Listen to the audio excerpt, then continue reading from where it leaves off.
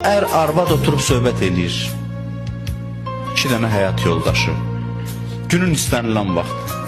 Oturub dərdləşirlər, danışırlar. Ailə mühitində.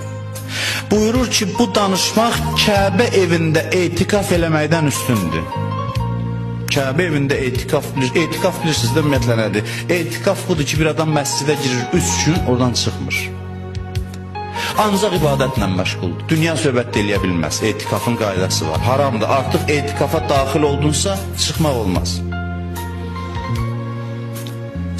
Ancaq zəruri şey üçün yemək yiyə bilər, bir də üzr istəyirəm, zəruri ehtiyacları üçün. Amma girir məsciddə oturur, 3 gün davamlı Kəbə evinin yanında 3 gün etikafdan bu bir neçə dəqiqə söhbət üstündür. Rahat mühitdə oturmuşsan, yemirsən, içmirsən, heç bir çətinliyi yoxdur. Evində bu savab olduğu halda sən ona fikir vermə, get bayırda savab axtar.